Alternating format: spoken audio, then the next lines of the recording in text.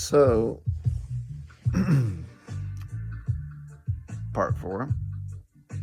The music thing was not panning out the way that I wanted it to. In fact, felt like I was losing my mind around 2014. I really wanted to do music at that point because the college thing wasn't working out. So, I moved on and still doing college, but had to get another job and pay my way a little bit more. And I was in that job for 9 months. It was super dollar. It was like this vat, crappy farm type of job. And the people there were really not receiving of me. They hated me. They did not like me at all. I was bullied the whole time I was there. And the first day I was there, somebody got mad because I went over to try to fix something else while they were trying to explain something to me. I had a job before that, so I thought, let me just do my thing because you're having a hard time explaining. And he just like flipped his fucking wig. And he went after this boss and told him while I went to a break. And when I came back, he pulled me to his room and said, "Are you on drugs?" And at the time, I wasn't. I wasn't on any drugs. Say hello to Kitty.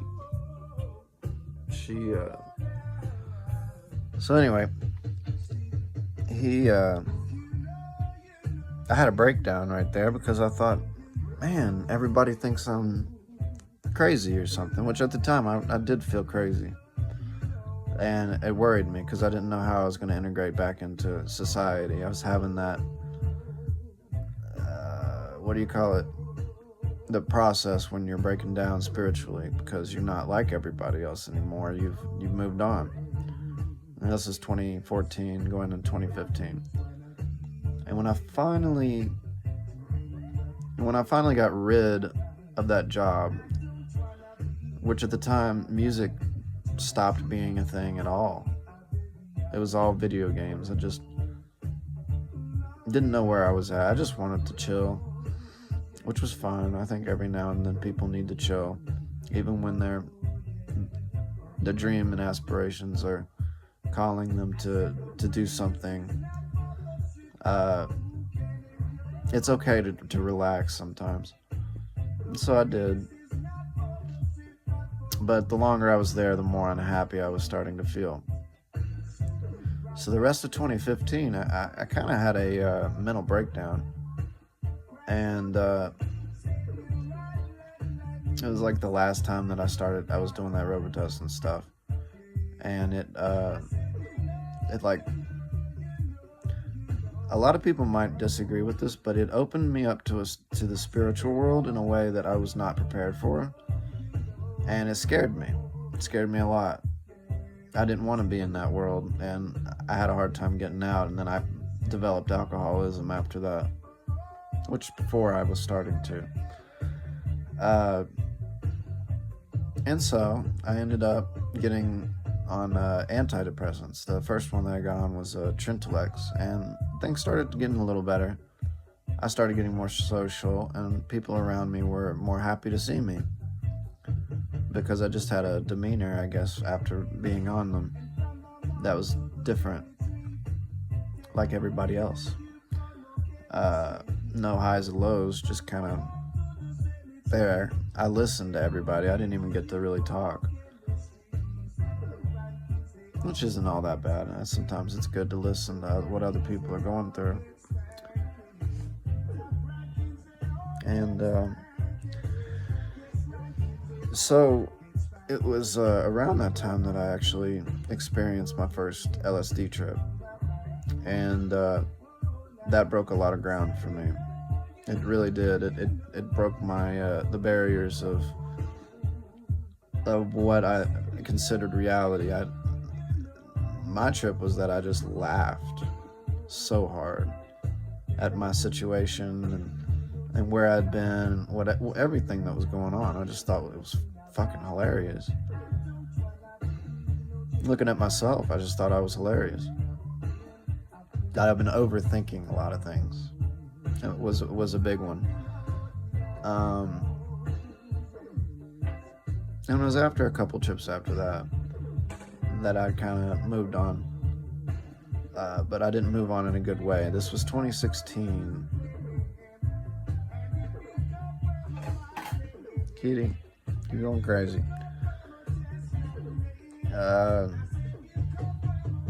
So, in 2016, I thought I had everything going on for me.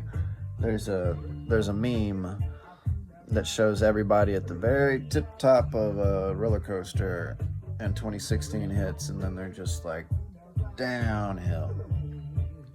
And that's what it felt like. It felt like everything was going up and up and up. And I was just in for the ride for the rest of 2016. I found a girl I really liked. I started posting videos. Kitty, chill out. I started posting videos. They were all covers though, but I was showing my side of reggae that I hadn't shown before. And I was learning to sing better. And I felt like I had lost my fear of death.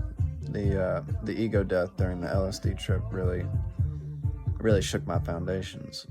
It made me realize that death was not the end.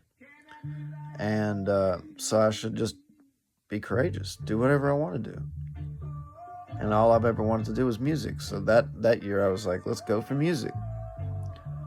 But then I realized I needed to grow up. I needed to find a house in town, and this girl that I really liked was a big distraction because I thought I liked her. I liked the idea of her. And I was with her a lot. We hung out and did all kinds of things, went to amusement parks and went to the Blink-182 concert out in Hershey, Pennsylvania, and we had a lot of fun doing all kinds of stuff. So I thought I was in love. But that's not the way that the plan was. It was to show me a few things. The music thing was working out. I was getting a lot of views. I was really happy about it. But they weren't my songs, which was, I just didn't know how to be creative anymore. I was still kind of holding on to my own without really knowing which way to go. I would write lyrics, but they were very seldom. But I had a lot of heart in what I was singing. I really did. Anytime that I would sing something that had a little bit to do with me, that's what came out. And so people did resonate with some of those. So I got a job at Walmart. Big mistake. Started working there, doing a lot there, and got stuck into a bunch of shit I shouldn't have been doing drug-wise. And once I ran out of that, I think that's when I started making money too. I was really happy about it. I quit the drinking, so I think I traded off there. And once that ran out, I got back to weed. And once that ran out, I didn't know how to be me. And I realized I was unhappy. I didn't want to be there. I just wanted to make money and get out. And so I did. I also put 2 eggs in one basket because I was trying to get this medical coding degree so that way I could work at home the rest of my life. I had all these plans. Every single one of them went to shit by the end of 2016. And I just felt more lost than 2014. Yeah, way more lost. Super lost. I lost my mind. I became a super alcoholic. Like blackout all the time. And started recording things, put them on the internet, and they made no sense. I was slurring all over the place. It was very embarrassing. And this was a trend that happened throughout 2017. That girl, I couldn't get any attention. She wasn't giving me any attention, so I ended up like, just being like, started talking a bunch of shit to her that made no sense, but it really pissed her off and got her goat, which was my intention. I just wanted attention from somebody, and so we had a war, this Facebook war over it, and it wasn't good at all. Then I remember the last time that I saw her, I came up to her house and we forgave each other. She gave me back some of my stuff that I left there, and we hugged, and I went on. The last thing she said to me was, "Quit drinking so much." And it was that night I decided, okay, I want to quit drinking. The next day I had a seizure, which was super scary. And so after that, I didn't want to stop drinking because I thought that this was alcohol withdrawal. This was a symptom of that, but I think it was also a symptom of the other drugs I was taking. So in 2017, things didn't go from bad to good. They went from bad to worse. I ended up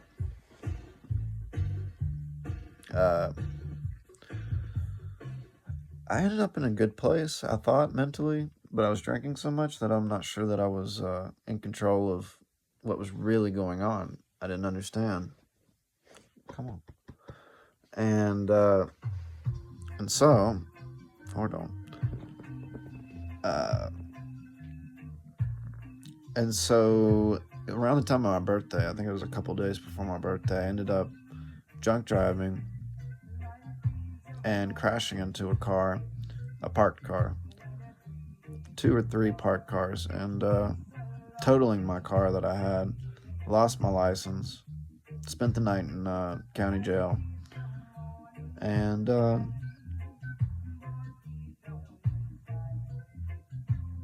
you can imagine what that did to me, because then I was literally just homebound after that.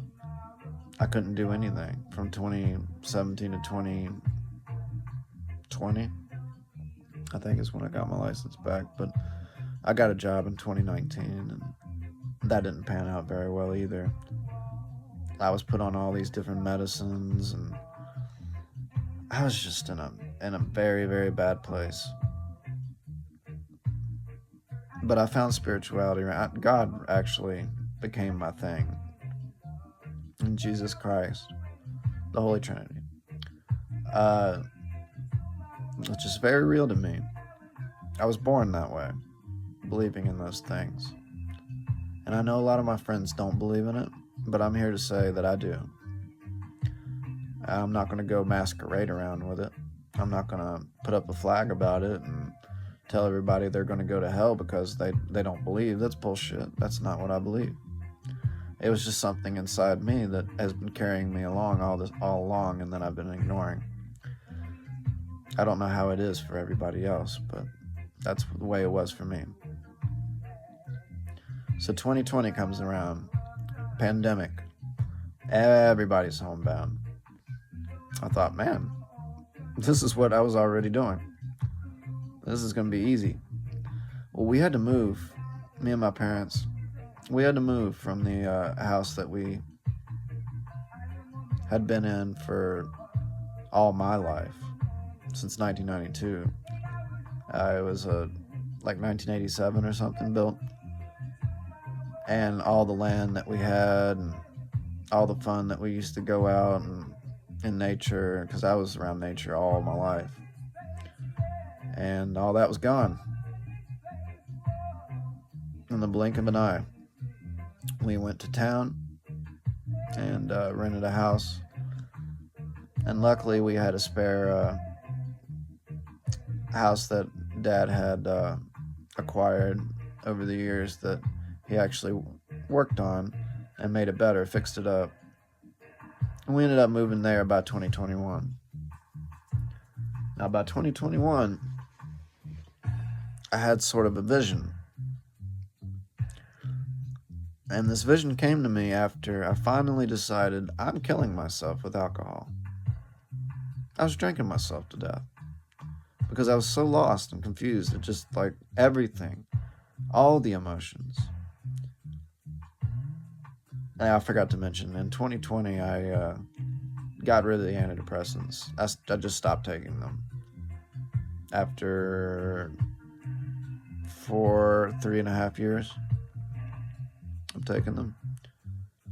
And it was not easy to go through them. I do not suggest anyone ever just stop taking your antidepressant because it will make you go fucking crazy. And that's what happened to me. I started to have severe anxiety, thinking I was going to die all the time, which was a blessing and a curse. I needed that because it was around that time I got into hip hop again, and I got into these legends who just died, specifically Peep and Mac Miller, and of course X and Juice. But I think they became more important later on. So one day I just got sober, and it was in 2021, and everything just started coming back to me, and my vision came back, and I started to realize, dude, what are you doing? You had this plan all along, and it's been made for you, and you're just going to let it slip by you? And it's like, yeah, this is what I've always been meant to do, and this is what I'm going to do. So from that moment on, I not only got into more music, I got into listening to music constantly, new music, and just getting used to what the new generation was into. And that helped me a little bit, just to know what was going on the internets. And so from there, I really, my creativity started coming back. I started playing with some people that I hadn't played with before, who'd been played with me, who's been wanting to play with me for a while, because I was in a more sober state. And the rest of that year, I was still recovering. I was still kind of in a bad place a little bit, but I was still learning all kinds of new chord progressions and lyrics, and like they were all coming to me from wherever. I still got them that I've been working on.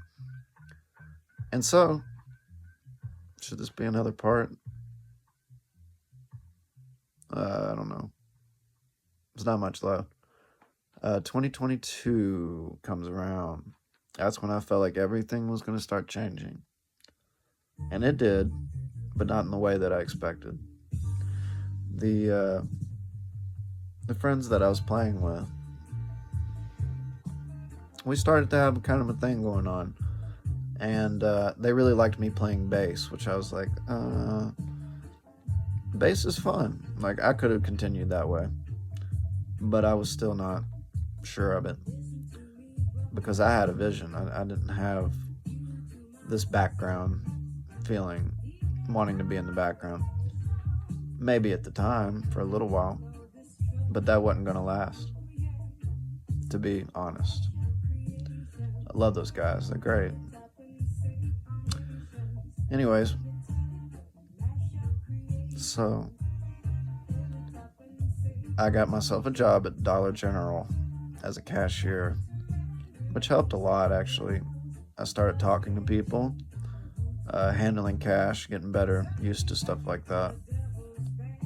And then I was offered a job that I thought, man, I can't refuse this. It was a job at Walmart, night shift.